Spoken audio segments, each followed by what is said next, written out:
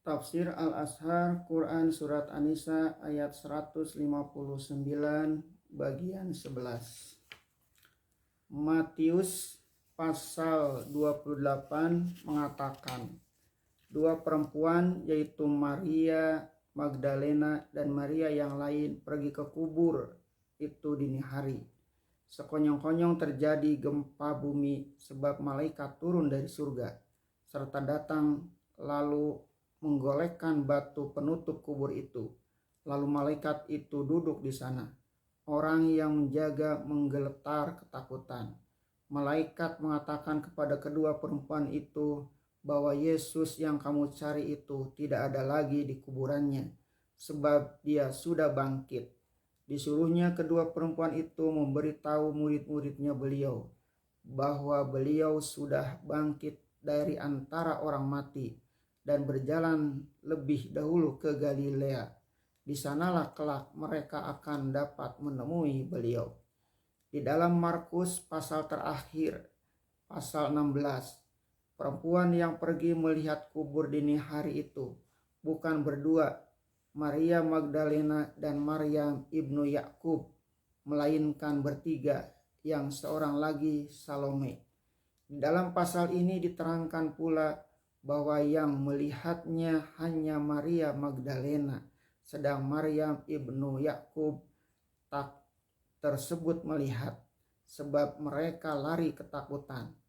Matius mengatakan terjadi gempa bumi sebab malaikat turun dari surga.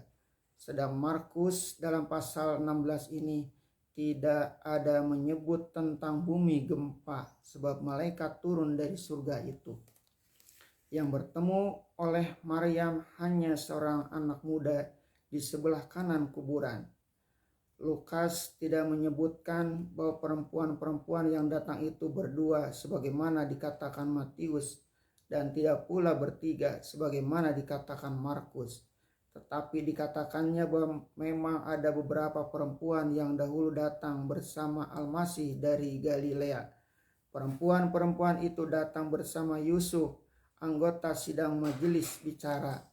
Lukas pasal 23 ayat 50 dan seterusnya. Setelah mereka masuk ke dalam kubur dan mendapati kosong, Lukas mengatakan pasal 24 bahwa perempuan-perempuan itu terkejut dan takut amat sangat karena tiba-tiba saja muncul dua orang, pakaiannya bersinar-sinar. Tidak disebut bahwa itu malaikat sebagaimana dikatakan Matius, dan tidak satu melainkan dua, dan tidak ada gempa bumi. Lalu menonjolkan tiga perempuan, yaitu Maria Magdalena dan Maryam ibnu Yakub.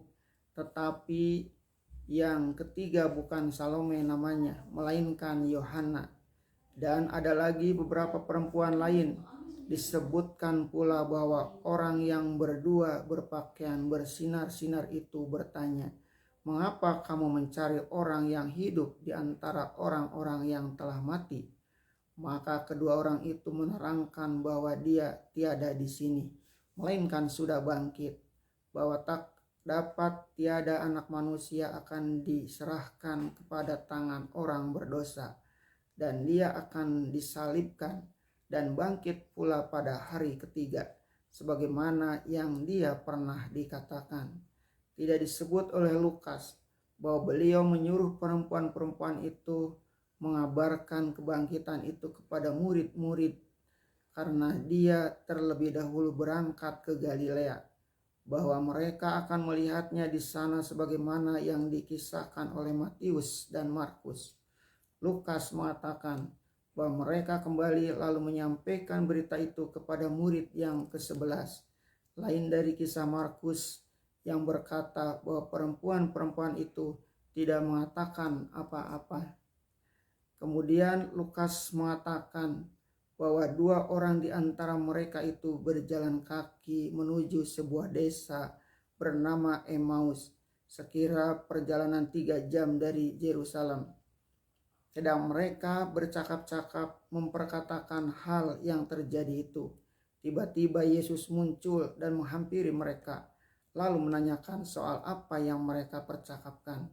Setelah mereka menjawab bahwa mereka memberkatakan tentang Al-Masih yang telah disalib.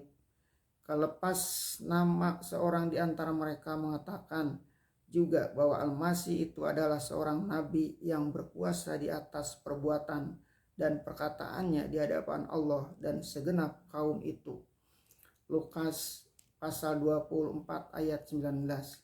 Diterangkan oleh Lukas selanjutnya bahwa dia memarahi mereka dan mengatakan mereka itu bodoh dan lambat hati akan menerima iman.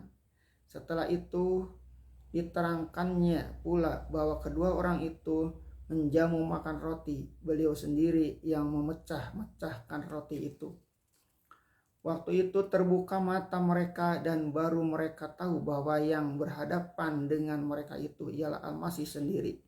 Tetapi setelah mereka tahu, dia pun goib. Setelah mengalami yang demikian, kedua murid itu pun kembali ke Yerusalem, lalu memberitahukan yang mereka alami itu kepada ke-11 murid yang seharusnya tentu 9, ditambah dengan yang 2 orang yang memberi kabar.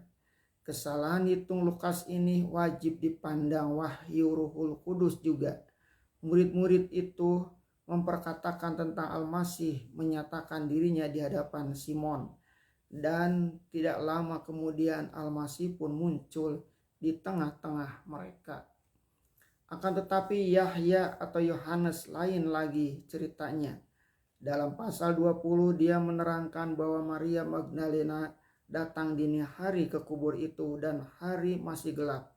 Dilihatnya batu penutup kubur sudah terbongkar. Lalu dengan segera dia berlari memberitahukan hal itu kepada Simon Petrus dan seorang murid yang lain yang amat dicintai oleh Yesus. Lalu disuruhnya keduanya mengambil tubuh Tuhan dari dalam kubur. Mendengar itu keduanya pun berlari pula ke sana, terus masuk ke kubur. Didapatinya kapan-kapan pembungkus tubuh telah berserak ke tepi, dan Maria Magdalena menangis di pintu kubur. Kemudian merangkak melihat ke dalam. Tiba-tiba kelihatan olehnya 2 malaikat duduk di sana, yang satu di sisi kepala dan yang lain di ujung unjurnya. Melainkan itu, malaikat itu bertanya kepada Maria Magdalena, mengapa dia menangis? Lalu Maria menjawab bahwa sebab dia menangis ialah karena Tuhan rupanya telah dicuri orang, dan hamba tiada tahu di mana orang menaruh dia. Yahya pasal 20 ayat 13. Yang lebih ajaib lagi ialah lanjutan ayat 14, bahwa setelah Maria berkata demikian, dia pun berpaling tiba-tiba, tampak olehnya Yesus telah berdiri di hadapannya. Tetapi tiada dikenalnya bahwa itu adalah Yesus. Maka bertanyalah Yesus kepada Maria, kaum perempuan, apakah sebabnya engkau menangis? Siapa yang engkau cari?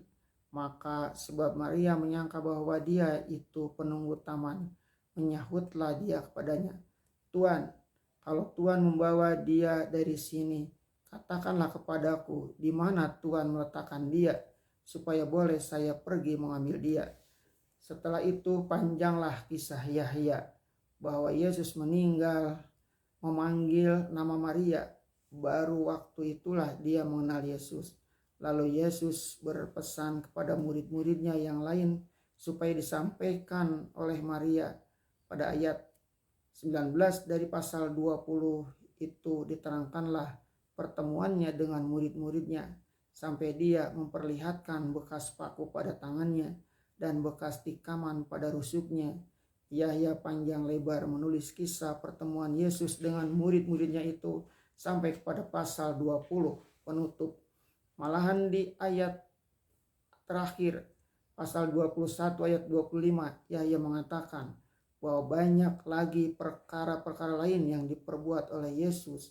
Maka jikalau segala perkara itu satu-satu disuratkan, pada sangka kau dunia ini pun tidak termuat menampung kitab-kitab yang disuratkan itu.